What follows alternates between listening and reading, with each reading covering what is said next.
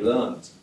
For sure. I mean, for sure it hurts. I mean, if it doesn't hurt, it's that you don't love winning as much as I do, that's for sure. But you need to understand as well certain things that happened to understand.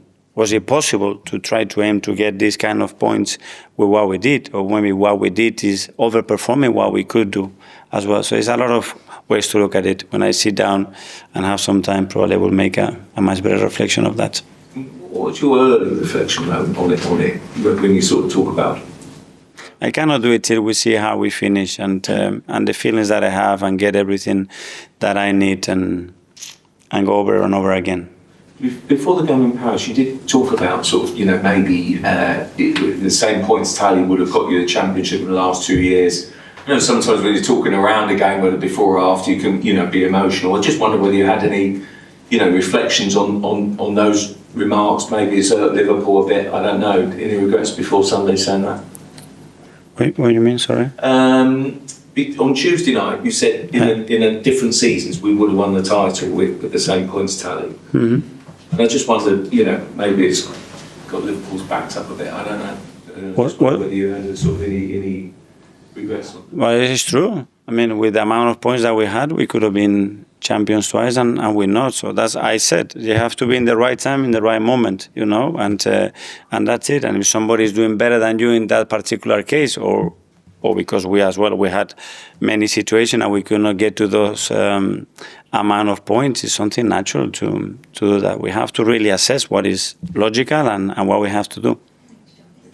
After Wednesday's game, you obviously said about the players, they were in tears, the result. In terms of emotion, how were you? Were you potentially in tears as well after the game?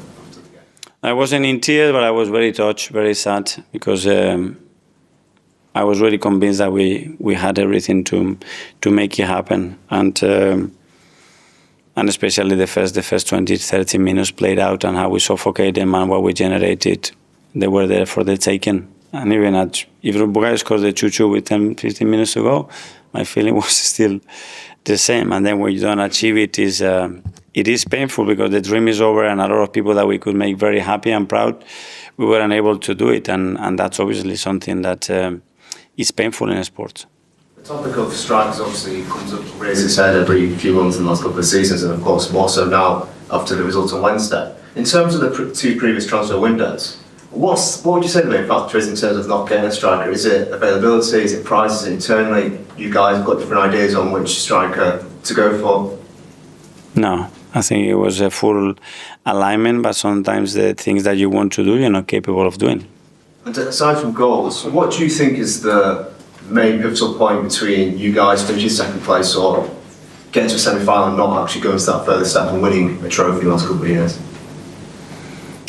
Well, the first one with the league, I think there's been obviously two main reasons. One is the amount of games and time that we have played with 10 men, and then the availability of the squad throughout 38 games. It's very, very difficult to manage and to have very strong performance consistently. We dropped a lot of points. We dropped a lot of points of being ahead as well, which is something that really needs to improve. And with the Champions League, even with those conditions, because the competition is more segmented, we have managed to perform and be in the position that we are in.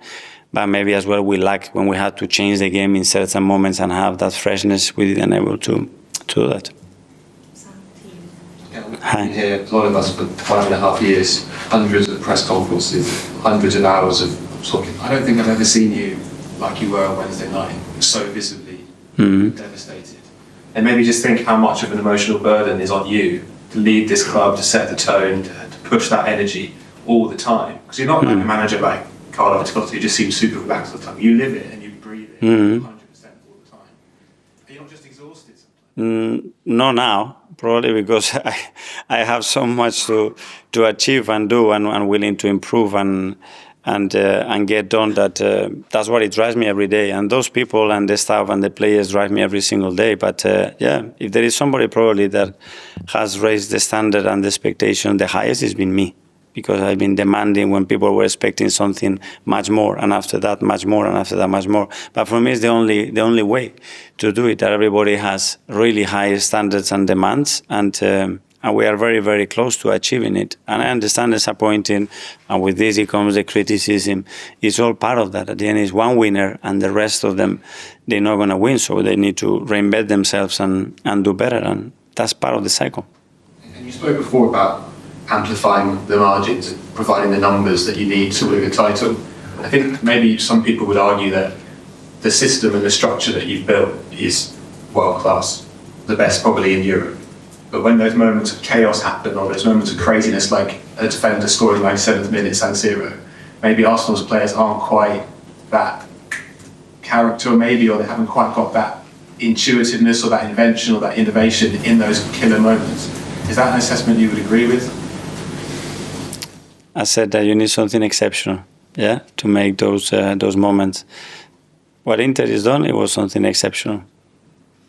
When the PSG is done, Dembele scoring from expected goal 0.07, or the left foot on the post through 3 players like this, or Fabian, he scored the first goal in the history of the Champions League for him, and Hakimi scores as a fullback. You have to do something, and we didn't do it. Was that lacking? Yeah, could we have done it in a different way? Yeah, but with a different play, we'd have Big Gabi on a set piece, or defending the box in a different way. I don't know, but that's the reality. And at the end, they are through and we are out, and for sure we'll learn a lot of things from it.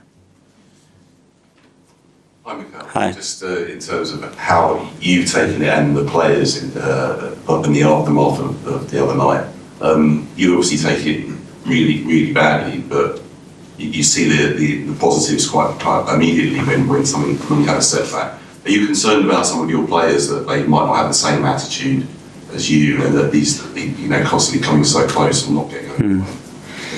About the attitude, no, because I know them and how much they are still hurting, and now we have to show the pride and how much we care about what is happening, and we still have to achieve and earn, which is a big thing because we haven't done it yet. So the mindset is going to be there, and now we have to prove that we are able to do it, and that's just on the pitch, not here.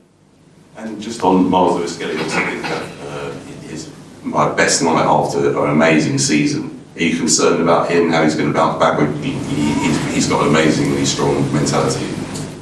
Yes, he does, and when you look at the decision that he made after 1 or 2 errors, that tells you the play, the character, and the courage, especially, that he has to play the game. And that's what we demand our players. If not, we wouldn't be here.